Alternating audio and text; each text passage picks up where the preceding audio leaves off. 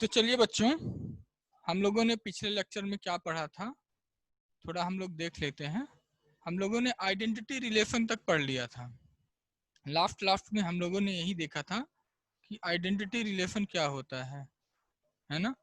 और identity relation को मैंने क्या बताया था बच्चों कि एक अगर हमारे पास कोई सेट है और हम लोग एक रिलेशन डिफाइन करते हैं, यदि ए सेट के प्रत्येक एलिमेंट का संबंध, अगर बेटा देखें ए आपके पास कोई सेट था, हमने वहाँ भी डिस्कस किया था, और हम एक ऐसा रिलेशन डिफाइन करते हैं जिसमें से एक के प्रत्येक एलिमेंट का संबंध केवल खुद से हो, तो इस तरह का रिलेशन जो बनता है उसे हम लोग आइडेंटिटी रिलेशन के नाम से जानते हैं। बच्चों आज हम लोग क्या क्या देखेंगे? आज हम लोग मुख्यतः 3 प्रकार के रिलेशन, इसके जस्ट जो हमारा 4th रिलेशन आता है उसको देखेंगे, और 2-3 रिलेशन और होते हैं उनको हम लोग कंटिन्यू करके देखेंगे। जो आज का लेक्चर है बेटा आपके लिए बहुत इंपॉर्टेंट लेक्चर है, क्योंकि इसी से क्वेश्चन बनते हैं, चाहे ऑब्जेक्टिव हो चाहे बोर्ड एग्जाम का हो। तो इसको आप बहुत ही अच्छे तरीके से समझना है आपको। ये आपका बेटा 3rd रिलेशन हुआ था आइडेंटिटी, और जो 4th आपका रिलेशन है वो है रिफ्लेक्सिव रिलेशन। कौन सा बेटा? 4th जो रिलेशन है वो है रिफ्लेक्सिव रिलेशन। रिफ्लेक्सिव रिलेशन बेटा इसको आपको जानना बहुत ही इम्पोर्टेंट है। चलिए तो हम लोग इसको जानते हैं कि आखिर रिफ्लेक्सिव रिलेशन होता क्या है। ओके, तो रिफ्लेक्सिव रिलेशन जानने के पहले हम लोग आपको एक एग्जांपल लेते हैं और क्लियर करते हैं कि आखिर रिफ्लेक्सिव रिलेशन होता क्या है। तो बच्चों मान लीजिए अगर आपके पास कोई एक सेट है, मान लीजिए हम सेट ए इक्वल टू 1 2 3 ही ले लेते हैं। तो रिफ्लेक्सिव रिलेशन में क्या होता है बेटा कि कोई रिलेशन आर है जो सेट ए पे डिफाइन होता है, जो सेट ए पे डिफाइन होता है, तो आर रिफ्लेक्सिव रिलेशन कहलाता है यदि ए के प्रत्येक एलिमेंट का संबंध खुद से हो, ए का प्रत्येक एलिमेंट का संबंध खुद से हो, और किसी और से भी हो जाए तो इसमें चलेगा। जैसे 1 1 हम कर दें, 2 2 कर दें, 3 3 कर दें, तो इसमें हम क्या देख रहे हैं बेटा? ए के प्रत्येक एलिमेंट का संबंध खुद से रिलेट कर रहा है। अगर और किसी दूसरे एलिमेंट से भी हो जाता है, जैसे हमने ले लिया है यहाँ 1 3, तभी भी ये रिफ्लेक्सिव रिलेशन कहलाएगा। हमें केवल ये देखना है कि ए सेट में जितने भी एलिमेंट हैं उनका रिलेशन खुद से होना चाहिए, और कोई एलिमेंट आपस में रिलेट करते हों, करें या ना करें, उससे हमें कोई लेना देना नहीं है। करते हैं तो ठीक है, नहीं करते हैं तभी भी ठीक है। तो आपको आइडेंटिटी में हमने क्या बताया था कि एक के जितने भी एलिमेंट हैं केवल अपने एलिमेंट से संबंधित हों। यहाँ कोई भी अगर और एलिमेंट दूसरे एलिमेंट के साथ संबंध रखता है तो वो आइडेंटिटी नहीं कहलाएगा। जबकि रिफ्लेक्सिव में क्या है, यहाँ कोई अगर दूसरा भी एलिमेंट रिलेट कर रहा है तो यहाँ पे चलेगा, लेकिन आइडेंटिटी में केवल खुद का खुद से संबंध होगा, और दूसरे एलिमेंट अगर आते हैं तो वहाँ पे नहीं चलेगा। ओके, जबकि रिफ्लेक्सिव में चलता है। ठीक है, कि ये रिफ्लेक्सिव में आपको कोई अदर पे खुद के अलावा भी अगर कोई दूसरा पेयर भी आ जाता है तो वहाँ पे भी हम कहेंगे कि रिफ्लेक्सिव है। चलिए बेटा हम लोग कंपैरिजन स्टडी थोड़ा कर लेते हैं, आपको कुछ एग्जांपल इसी रिलेशन में, इसी सेट पे हम 2 और रिलेशन डिफाइन करते हैं। एक R1 रिलेशन डिफाइन कर लेते हैं,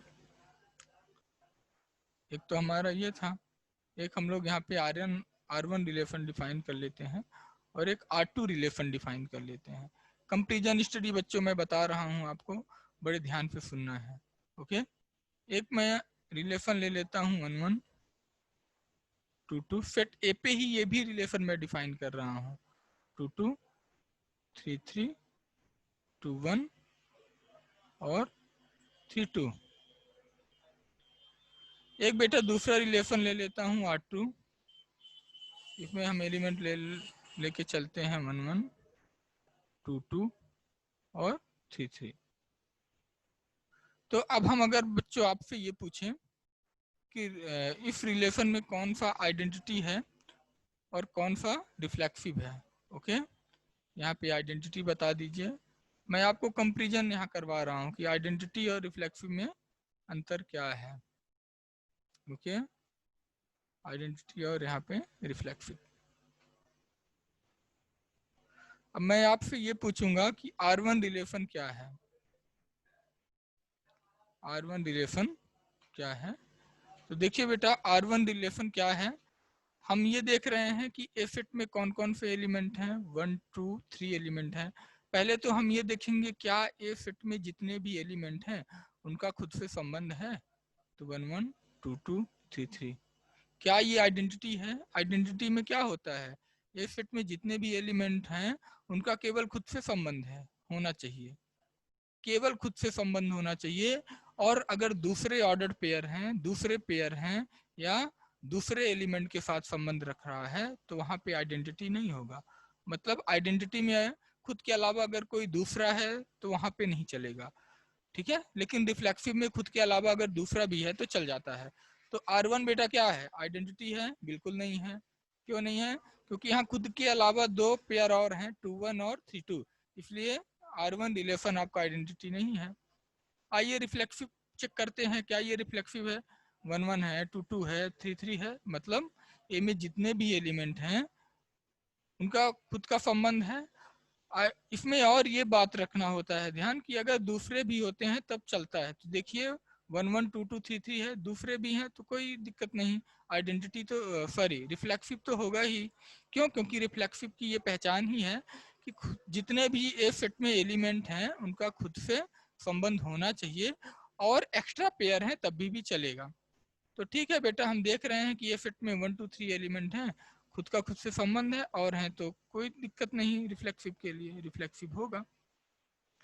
अब आइए R2 की बात करते हैं। रिलेशन 2 जो है आपका 1 1 2 2 3 3, दूसरा पेयर नहीं है, मतलब ए सेट में जितने एलिमेंट हैं केवल उनसे खुद का संबंध है। तो क्या ये आइडेंटिटी है? बिल्कुल है बेटा, ये तो आइडेंटिटी की परिभाषा ही है।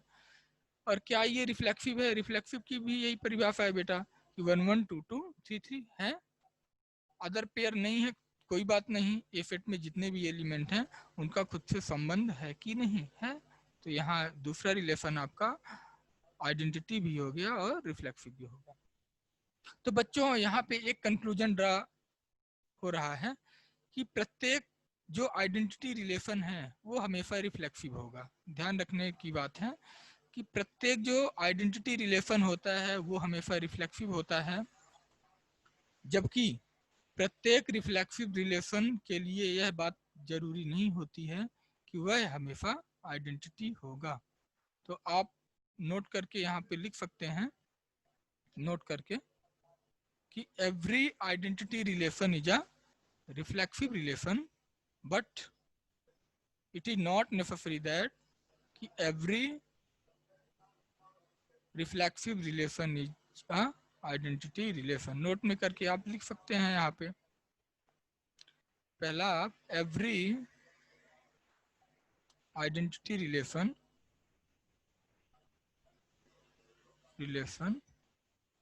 इज अ रिफ्लेक्सिव, प्रत्येक आइडेंटिटी रिलेशन बेटा रिफ्लेक्सिव होगा, but it converse is not true always, but it converse is not true always. यहाँ बेटा लिखा है कि it's converse is not true always. कहने का मतलब क्या हुआ कि यदि प्रत्येक आइडेंटिटी रिलेशन रिफ्लेक्सिव होता है तो इसका जस्ट उल्टा क्या होगा कि ये जरूरी नहीं है कि प्रत्येक रिफ्लेक्सिव रिलेशन भी आइडेंटिटी हो। ये हमने आपको यहाँ पे एग्जांपल की हेल्प से बताया कि ये R1 जो है यहाँ पे रिफ्लेक्सिव तो हुआ था लेकिन आइडेंटिटी रिलेशन नहीं हुआ था। तो ध्यान रखिएगा कि जो प्रत्येक आइडेंटिटी रिलेशन होता है, आइडेंटिटी रिलेशन हमेशा रिफ्लेक्सिव होगा, लेकिन यह बात जरूरी नहीं है कि प्रत्येक रिफ्लेक्सिव रिलेशन आइडेंटिटी रिलेशन हो। ओके, क्लियर हो गया होगा। अब चलिए इसको राइट डाउन कर लेते हैं हम लोग रिफ्लेक्सिव रिलेशन को थ्योरी के सेंस में, क्योंकि एग्जाम्पल तो आपको यहाँ पे पूरा क्लियर ही हो गया है कि कौन सा रिफ्लेक्सिव होता है। रिफ्लेक्सिव में जितने भी ए फिट में एलिमेंट हैं उनका खुद से रिलेशन होना ही चाहिए। कोई अदर रिलेशन है, अदर पेयर बन रहा है या किसी दूसरों का भी आपस में रिलेशन हो रहा है तो वहां पे रिफ्लेक्सिव होगा। ओके, जबकि आइडेंटिटी में यही बात नहीं है। आइडेंटिटी में ये होता है कि ए सेट में जितने भी एलिमेंट हो उनका केवल खुद से संबंध हो, अदर होंगे तो वहां पे आइडेंटिटी वो रिलेशन नहीं शो करेगा, वहां पे आइडेंटिटी नहीं होगा। रिफ्लेक्सिव के लिए आप थ्योरी नोट कर लीजिए कि हमने मान लिया ए कोई, let A is any set and R is any relation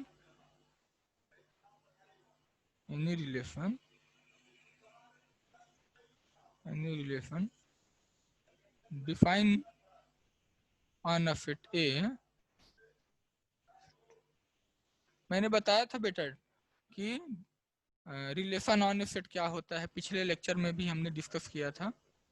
define on a set A, then R is known as reflexive,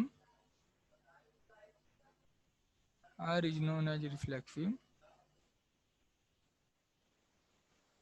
if every element of A is related to every element of A। या फिर आप direct ऐसा भी लिख सकते हैं mathematically, if A related to A is true for every A belongs to capital A। बेटा ये साइन किसका होता है, इसको कहते हैं फॉर एवरी या फिर फॉर ऑल। ठीक है, उल्टा भी बनाना है आपको और बीच में काट देना है, इसे क्या कहते हैं, फॉर एवरी या फॉर ऑल। या फिर इसको बेटा ऐसे भी दूसरे नोटेशन में लिखना हो तो A belongs to R is true. चाहे आप ऊपर वाला नोटेशन यूज किया करिए चाहे नीचे वाला, पर बेटा आपको 90 या मान लीजिए अधिकतर क्वेश्चन में मैं ऊपर वाला ही नोटेशन यूज करवाऊंगा, तो ध्यान रखिएगा। ये आप एग्जाम्पल लिख लीजिए। पहला हमने इसी यही सेट पे हमने पहला ये एग्जाम्पल दे दिया था, दूसरा आपको ये एग्जाम्पल दिया था, तीसरा मैंने ये एग्जाम्पल दिया था। ओके, एक इसी पे हम लोग और एग्जाम्पल दे लेते हैं। आप नोट फोर्थ भी R3 तीसरा रिलेशन भी इसी पे हम आपको बता देते हैं, तो मैं इधर इरेज किए देता हूँ थोड़ा सा। ओके, आइडेंटिटी रिलेशन को मैं इरेज किए देता हूँ। यहाँ एक मैं R3 भी आपको एग्जाम्पल दे देता हूँ। बेटा मैंने R2 first second third example दिया, ये आपको फोर्थ एग्जाम्पल है।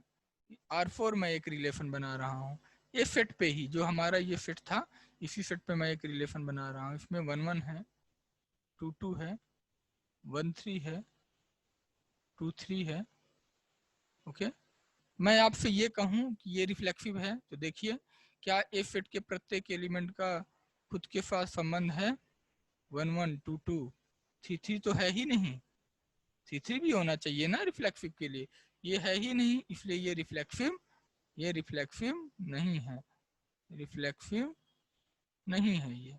ओके, अगर कहते हैं हम आपसे कि आइडेंटिटी है, तो जब रिफ्लेक्सिव है ही नहीं तो आइडेंटिटी की बात ही नहीं, क्योंकि यहाँ 1 1 2 2 3 3 यहाँ दूसरे पेयर भी दिख रहे हैं, इसलिए ये सीधा आपको यहाँ पे देखने को मिल रहा है कि ये आइडेंटिटी भी नहीं है, न रिफ्लेक्सिव है ना आइडेंटिटी है। या फिर आप आइडेंटिटी देख लिया करिए, अगर आइडेंटिटी नहीं है तो रिफ्लेक्सिव नहीं होगा, या आइडेंटिटी नहीं है क्योंकि 3 3 होगा तब जाके आइडेंटिटी होगा, और दूसरे पेयर भी हैं तो सीधा यहाँ से भी दिख गया कि ये आइडेंटिटी नहीं होगा। ओके, तो चलिए आपको रिफ्लेक्सिव और आइडेंटिटी में केवल ये डिफरेंस है कि आइडेंटिटी में खुद के अलावा अगर पेयर आते हैं रिलेशन में तो वहाँ पे नहीं चलेगा, जबकि रिफ्लेक्सिव में खुद के अलावा भी दूसरे पेयर भी आ जाते हैं तो चलता है, वहाँ पे रिफ्लेक्सिव रिलेशन होता है। ओके, कोई भी डाउट नहीं होना चाहिए किसी को भी। आइए फिर बेटा हमारा जो दूसरा रिलेशन है वो है सिमेट्रिक रिलेशन, उसको भी बड़े ध्यान से सुनिएगा। इसमें बेटा आप एक रिफ्लेक्सिव में एक दो एग्जांपल आप और ध्यान रखिए, रिफ्लेक्सिव का ही हम एग्जांपल बता रहे हैं। एग्जांपल्स बेटा ये भी हो सकता है कि मान लीजिए कोई एक लाइन है, ठीक है, किसी भी प्लेन में लाइंस का सेट दिया हुआ है, ठीक है, और वो कैसी लाइन है, स्ट्रेट लाइन है। In the set of a plane straight, in the set of straight line, एक हमारा प्लेन है उसमें स्ट्रेट लाइन का एक सेट दिया हुआ है और जो रिलेशन है वो पैरेललिज्म का है। तो बेटा कोई भी लाइन जो है वो खुद के पैरेलल होती है, ये सही है। हम कह सकते हैं कि कोई भी लाइन जो होती है वो खुद के पैरेलल होगी, इसलिए ये भी रिफ्लेक्सिव रिलेशन है। तो नोट करके लिख लीजिएगा, इन the set of straight line, in the set of straight line in a plane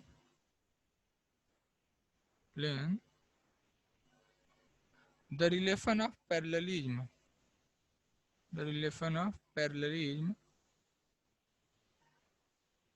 is a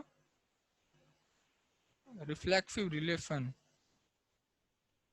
क्यों भाई, क्यों ये रिफ्लेक्सिव हो रहा है? क्योंकि अगर कोई एक लाइन है बेटा वो खुद के पैरेलल होती है, कोई लाइन है तो बेटा हम लोग उसको कह सकते हैं कि वह लाइन खुद के पैरेलल है। ओके, एग्जाम्पल मैंने दिया है कि बेटा अगर हम in the set of straight line in a plane, अगर हम बेटा एक ऐसा सेट लेते हैं कि ऐसा एक सेट बना लेते हैं कि एक प्लेन है उसमें केवल स्ट्रेट लाइन का कलेक्शन है, तो जो पैरेललिज्म का रिलेशन होता है, मतलब उस प्लेन में केवल कौन कौन सी लाइन है, पैरेलल लाइन है। तो जो पैरेललिज्म का रिलेशन होता है बेटा वह रिफ्लेक्सिव रिलेशन होता है। क्यों? क्योंकि हम ये कह सकते हैं कि कोई भी लाइन खुद के पैरेलल होती है। इसी तरीके से बेटा एक हम दैनिक जीवन में आप हमेशा देखते होंगे कि अगर किसी भी परिवार में किसी पिता की केवल एक ही वारिस है, या तो मेल है या तो फीमेल है, ठीक है, मतलब किसी पिता की केवल इकलौती संतान है, या वो बच्चा है या बच्ची है। तो बेटा यदि किसी पिता के एक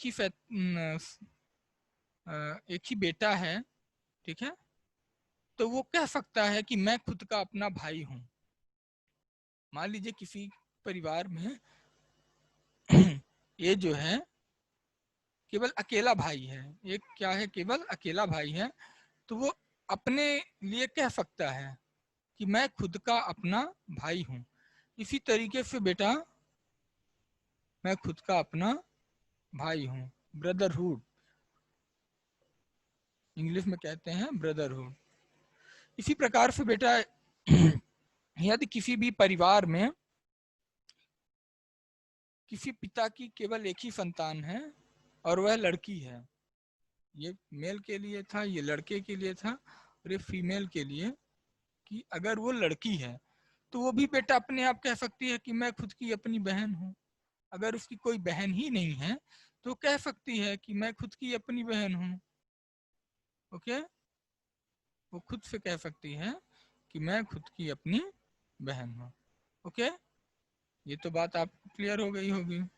तो कहने का मतलब ये है बेटा कि अगर किसी परिवार में केवल एक लड़का है, वो कह सकता है कि मैं, और उसके कोई भी भाई नहीं है, तो कह सकता है कि मैं खुद का अपना भाई हूँ। अगर किसी परिवार में केवल एक लड़की है और उसकी कोई भी बहन नहीं है, तो वो कह सकती है कि मैं खुद की अपनी बहन हूँ। तो इसको भी आप एग्जाम्पल में लिख सकते हो, in any family if a parent have only one child, if they are male and they are single, then they said that I am a brother of itself, and if she is female, then she said that I am a sister of itself। इसको आप note कर सकते हो, नहीं तो ध्यान रखिएगा कि किसी भी परिवार में जो ब्रदरहुड और सिस्टरहुड का रिलेशन होता है वो एक रिफ्लेक्सिव रिलेशन होता है। तो ये आप प्रॉपर समझ पाए होंगे। अब जो बेटा जो दूसरा रिलेशन होता है वो होता है सिमेट्रिक रिलेशन। तो सिमेट्रिक रिलेशन क्या होता है, आइए हम लोग जान लेते हैं। सिमेट्रिक रिलेशन,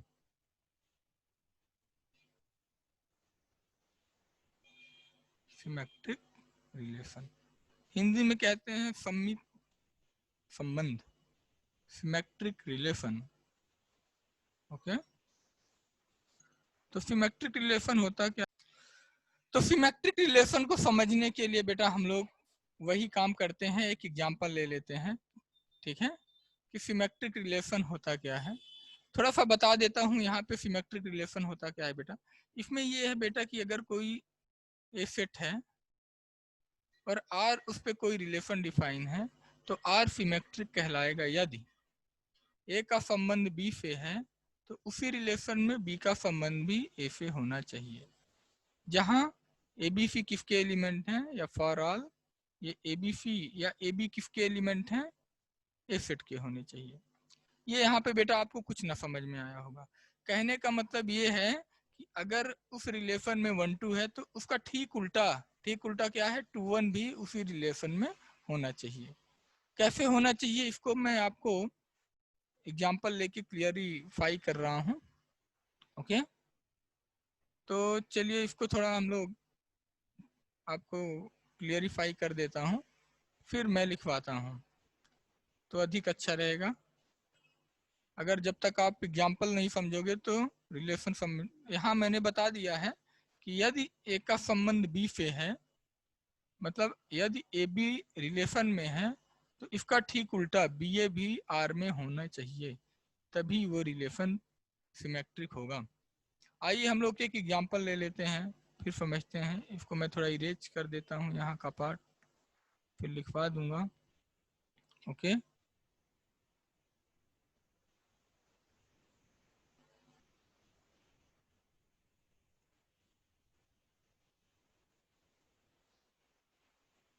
ओके, तो चलिए देखते हैं हम लोग क्या है।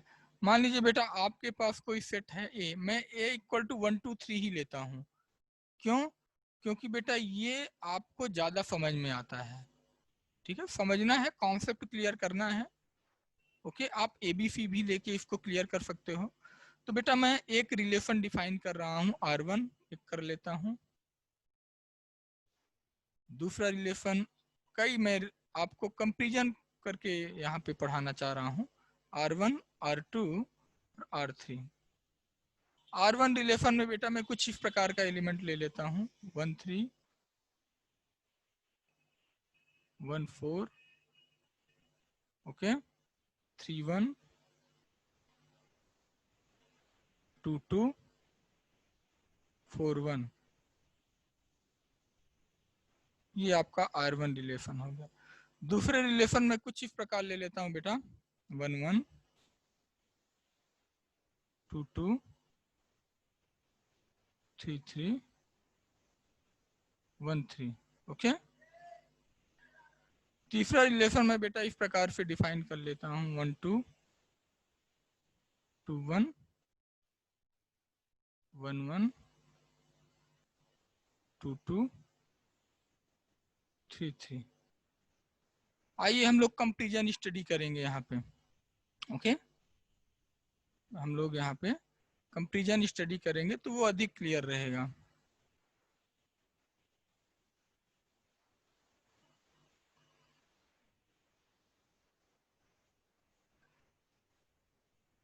तो बेटा हम लोग यहाँ पे आइडेंटिटी भी देखेंगे, रिफ्लेक्सिव भी देखेंगे और सिमेट्रिक भी देखेंगे। आइडेंटिटी में क्या होता है, R1 को लेके चल रहे हैं बेटा, R1 रिलेशन को पहले हम देख रहे हैं। आइडेंटिटी में क्या होता है, ए सेट में जितने भी एलिमेंट हों केवल उनका संबंध होना चाहिए। तो देखिए क्या 1 1 है, 2 2 है, 3 3 है, इसमें पूरे खुद से संबंध भी दिख रहा है, लेकिन औरों का दूसरों से भी संबंध है। देखिए 1 का 3 से संबंध हमने देख लिया, तो यहाँ यहीं से क्लियर हो जाता है कि ये आइडेंटिटी नहीं है। ओके, यहीं पे क्लियर हो गया, आइडेंटिटी नहीं है। आइए फिर हम लोग देखते हैं कि क्या ये आपका रिफ्लेक्सिव है, मतलब ए सेट में जितने भी एलिमेंट हैं क्या उनका खुद से संबंध है। तो देखिए 1 1 क्या है, 2 2 है, 3 3 भी नहीं है, ना 1 1 है ना 2 2 है, केवल 3 3 भी नहीं है। ओके, तो ये भी रिफ्लेक्सिव भी नहीं है बेटा। आइडेंटिटी नहीं है तो समझ जाया करिए कि रिफ्लेक्सिव भी वहां पे नहीं है, फिर रिफ्लेक्सिव चेक करने की जरूरत नहीं है। आइडेंटिटी है तभी रिफ्लेक्सिव होगा, ये रिफ्लेक्सिव भी नहीं है। सिमेट्रिक में क्या है बेटा, यदि वो एलिमेंट है तो उसका उल्टा भी होना चाहिए। 1 3 1 3 का उल्टा बोलो 3 1 3 1 है। दूसरे पे आइए 1 4 1 4 का उल्टा बोलो 4 1 है। इसमें 3 1 3 1 का उल्टा बोलो 1 3 1 3 भी है। इस पे आओ 2 2 2 2 का उल्टा बोलो 2 2 है। 4 1 का उल्टा बोलो 1 4 है। मतलब R1 में जितने भी एलिमेंट हैं उनका उल्टा उसी में है। डिफिनीशन देखिएगा, यदि A का रिलेशन B से है तो B का भी रिलेशन A से उसी रिलेशन में होना चाहिए। हमने यहाँ R1 में देखा ये बेटा कि 1 3 है तो 3 1 भी है, इसका उल्टा है। 1 4 का उल्टा भी है, 3 1 का भी उल्टा 1 3 है, 2 2 का भी उल्टा 2 2 है, 4 1 का उल्टा करेंगे तो 1 4 है। इसलिए ये सिमेट्रिक है। आइए दूसरे को देखते हैं, क्या ये आइडेंटिटी है? 1 1 2 2 3 3 तो है, लेकिन यहाँ 1 3 भी है। आइडेंटिटी में 1 3 को नहीं होना चाहिए। क्यों? क्योंकि ए फिट में जितने भी एलिमेंट हैं उनका केवल खुद से संबंध होना चाहिए। अगर कोई दूसरा आ गया तो वहाँ पे आइडेंटिटी नहीं होगा, नहीं चलेगा। तो ये आइडेंटिटी नहीं है। ओके, आइए रिफ्लेक्सिव में देखिए 1 1 2 2 3 3 है, दूसरा है तो रिफ्लेक्सिव में चलता है, चलेगा। रिफ्लेक्सिव में 1 3 भी है तो चलेगा, ये रिफ्लेक्सिव है। सिमेट्रिक में आइए, उसका उल्टा हर एक एलिमेंट का उल्टा होना चाहिए, ये ध्यान रहे। 1 1 1 1 का उल्टा 1 1 है। 2 2 2 2 का उल्टा 2 2 है। 3 3 इसका उल्टा करेंगे तो 3 3 मिलेगा, ये भी है। 3 1 सॉरी 1 3 1 3 का उल्टा 3 1, देखिए क्या है यहाँ, कहीं नहीं है, इसलिए ये सिमेट्रिक नहीं है।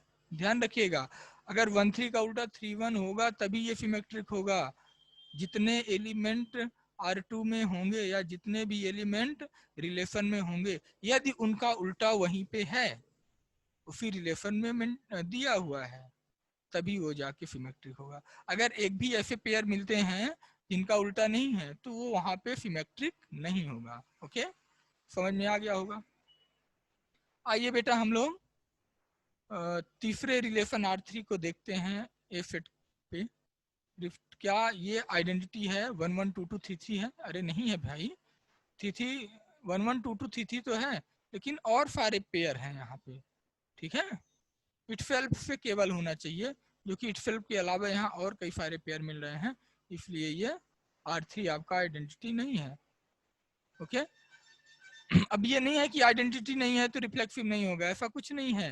यहाँ पे आप देख रहे हैं आइडेंटिटी नहीं है, लेकिन 1 1 2 2 3 3 है, यहाँ पे दूसरे एलिमेंट भी है तो चलता है, तो ये रिफ्लेक्सिव है। क्यों?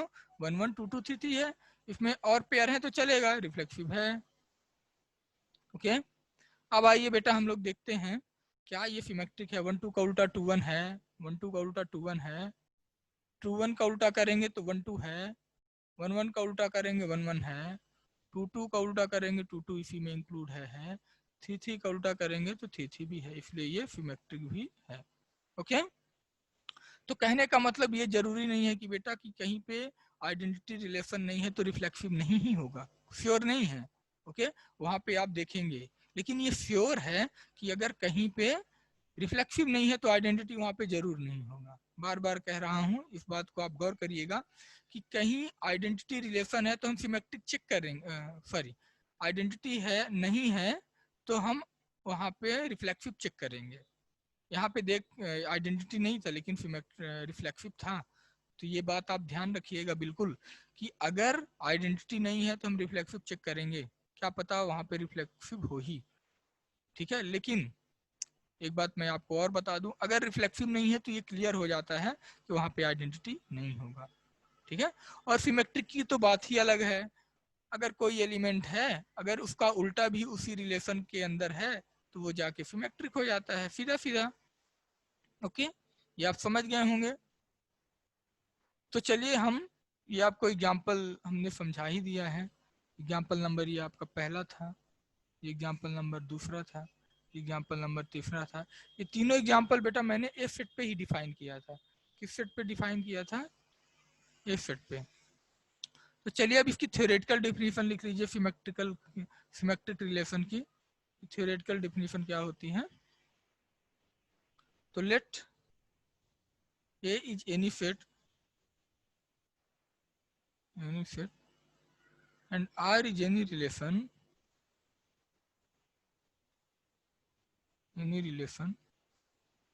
define on fit A,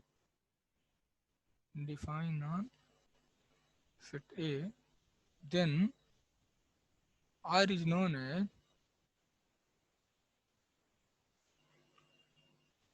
as symmetric if A related to B implies B related to A. For all AB belongs to A. और करके भी आप लिख सकते हो दूसरे नोटेशन के रूप में, if AB belongs to R implies BA belongs to R. For all AB belongs to capital M. कहने का मतलब क्या है बेटा? हमने क्या यहाँ पे लिखा है? Let A is any set, यदि हम एक कोई सेट ले लेते हैं, and R is any relation define on fit A, और R कोई हम रिलेशन ले लेते हैं जो A सेट पे डिफाइन है, तो R को हम सिमेट्रिक कहेंगे यदि AB R में है, AB का संबंध आपस में है, तो BA का भी संबंध होना चाहिए। या फिर यदि AB R के अंदर है तो BA को भी R के अंदर होने चाहिए। ध्यान रखिएगा, यदि AB R के अंदर है तो BA को भी R के अंदर होना ही चाहिए, तब जाके वो सिमेट्रिक होगा। एक सरल शब्दों में आप समझिए कि यदि कोई एलिमेंट उस रिलेशन में है तो उसका उल्टा भी उसी रिलेशन में होना चाहिए, तब जाके ये सिमेट्रिक होगा। अब तो आपको क्लियर हो ही गया होगा। अब बेटा अगर हम एक रिलेशन और डिफाइन, यहाँ पे कुछ और एग्जांपल हम आपको सिमेट्रिक से संबंधित बताना चाहें, उसको भी प्रॉपर नोट कर लीजिएगा। बेटा अगर हम पैरेललिज्म का ही एग्जांपल ले लें, ओके, अगर हम बेटा पैरेललिज्म का ही एग्जांपल ले लें,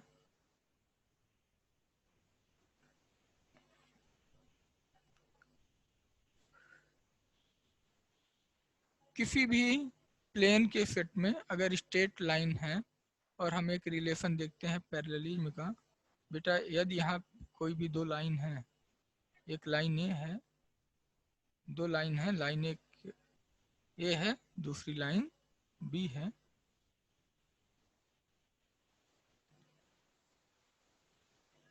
ये एक लाइन ए हो गई है बेटा और दूसरी लाइन बी हो गई है, ओके।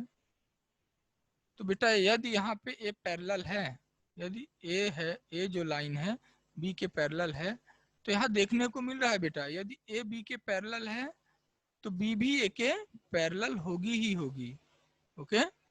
तो जो रिलेशन ऑफ पैरेललिज्म होता है वो सिमेट्रिक रिलेशन को भी फॉलो करता है, ठीक है। पैरेललिज्म रिलेशन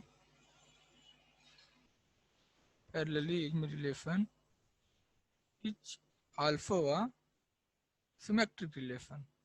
क्यों बेटा, क्यों ये पैरेललिज्म रिलेशन सिमेट्रिक हुआ? क्योंकि यदि कोई भी दो लाइन, अगर हम दो लाइन ले लेते हैं ए और बी, यदि एक बी के पैरेलल है तो ऑब्वियस सी बात है कि बी भी ए के पैरेलल होगी ही होगी। दूसरा, अगर हम परपेंडिकुलरिटी का बेटा रिलेशन आपको यहाँ पे बताएं कि क्या परपेंडिकुलरिटी का रिलेशन सिमेट्रिक है कि नहीं है। परपेंडिकुलरिटी का देखते हैं बेटा, ये है कि नहीं। ए लाइन मान लीजिए ये है, बी लाइन आपकी ये है, तो बेटा यदि ए लाइन बी पे परपेंडिकुलर है, मतलब कहने का ये है यदि ए बी के साथ 90 डिग्री का एंगल बनाती है तो बी भी तो ए के साथ 90 का बना रहा है ना, ठीक है। अगर ए लाइन बी पे परपेंडिकुलर है तो बी भी तो ए पे परपेंडिकुलर है। यस, तो जो रिलेशन ऑफ परपेंडिकुलरिटी होता है वो भी एक सिमेट्रिक रिलेशन होता है। तो रिलेशन ऑफ परपेंडिकुलरिटी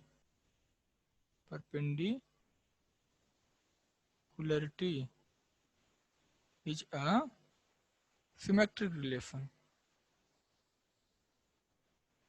ओके, इसी तरीके से बच्चों अगर ब्रदरहुड का हम संबंध देखते हैं, तीसरा यहीं पे एक हम लोग और एग्जांपल डिस्कस कर लेते हैं।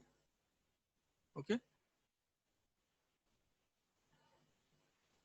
बेटा, मान लीजिए किसी भी परिवार में, ठीक है, मान लीजिए ए और बी के बीच में मैं बात कर रहा हूँ। किसी भी परिवार में किसी पिता की दो संतानें हैं, ए और बी। दोनों केस में ध्यान रखिएगा, हम पहले ये मान लेते हैं कि दोनों मेल हैं, दोनों मेल हैं, किसी पिता के दो ही बेटे हैं। बेटा ए जो है बी का क्या लगेगा यहाँ पे, ए जो है बी का भाई लगेगा, तो बी भी तो ए का भाई लगेगा ना। यदि बेटा बी ए बी का भाई है, यदि मान लीजिए आपके कोई दो भाई हैं, मान लीजिए रिंकू और मिंटू, ठीक है, आपके केवल दो ही लोग हो, पिता के अपने दो ही हो, एक रिंकू है एक मिंकू, तो रिंकू मिंकू का भाई है और मिंकू भी रिंकू का भाई है। तो यहाँ भी बेटा ए जो है बी का भाई है और बी भी ए का भाई है, तो ए के लिए भी भाई हुआ और ए जो है बी के लिए भी भाई हुआ और बी जो है ए के लिए भी भाई हुआ। तो ये भी बेटा कैसा रिलेशन है, सिमेट्रिक रिलेशन है। क्यों? क्योंकि ए का जो बी के साथ संबंध है वही बी का ए के साथ संबंध है। संबंध क्या है यहाँ पे? ब्रदरहुड का। तो जो ब्रदरहुड का रिलेशन होता है ओनली मेल के लिए, ओके, यदि मेल मेल है तो यहाँ पे ये सिमेट्रिक होगा। ओनली फीमेल के लिए भी बेटा ये सिमेट्रिक होगा। क्यों? क्योंकि मान लीजिए दोनों लड़कियां हैं तो ए बी की बहन है तो बी भी ए की बहन है, तो फीमेल के लिए भी बेटा ये क्या होगा? सिमेट्रिक होगा। लेकिन मेल और फीमेल है, मान लीजिए एक लड़का है एक लड़की, मान लीजिए ए जो है लड़का है और बी जो है लड़की है, ए लड़का है यहाँ पे और बी लड़की है, ठीक है, तो बी के लिए ये क्या होगा? भाई होगा। बी जो है ए को अपना भाई मानेगी, बी लड़की है, ध्यान रखिएगा। बी जो है कहेगी कि ए मेरा भाई है, लेकिन ए कहेगा कि ए क्या कहेगा बी से कि ए कहेगा बी के लिए कि ये हमारी बहन है, सिस्टर है। ए का संबंध बी के साथ कैसा है? सिस्टर का, लेकिन बी का संबंध ए के साथ ब्रदर का है। तो यहाँ ब्रदर और सिस्टर दो अलग अलग रिलेशन हो रहे हैं। ए जो है बी के लिए सिस्टर है और बी जो है ए के लिए भाई है। तो यहाँ पे बेटा सिमेट्रिक रिलेशन नहीं होगा। तो एग्जाम्पल में ध्यान रखिएगा, ओनली मेल और ओनली फीमेल की केस में ब्रदरहुड या सिस्टरहुड का जो रिलेशन होता है वो वहाँ पे सिमेट्रिक होता है। अगर क्वेश्चन में कहीं कुछ ना लिखा रहे the relation of brotherhood is symmetric, no, brotherhood का जो रिलेशन होता है सिमेट्रिक नहीं। क्यों? क्योंकि यदि मान लीजिए बेटा ब्रदर का रिलेशन सिमेट्रिक नहीं होता, नॉट ब्रदरहुड। क्यों? क्योंकि बी तो ए के लिए भाई है लेकिन ए बी के लिए यहाँ पे सिस्टर है, ठीक है। बी कहेगी कि ए हमारा भाई है, लेकिन ए क्या कहेगा कि बी हमारी बहन है, यहाँ भाई बहन का रिलेशन हो गया। तो जो ब्रदर का रिलेशन होता है वो सिमेट्रिक रिलेशन नहीं होता, लेकिन ब्रदरहुड का जो रिलेशन, मतलब केवल मेल के केस में अगर दोनों मेल हैं तो यहाँ पे ये सिमेट्रिक होगा, अगर दोनों फीमेल हैं तभी भी सिमेट्रिक होगा, लेकिन अगर कंडीशन कुछ नहीं दी हुई है तो वहां पे वो सिमेट्रिक नहीं होगा, ध्यान रखिएगा।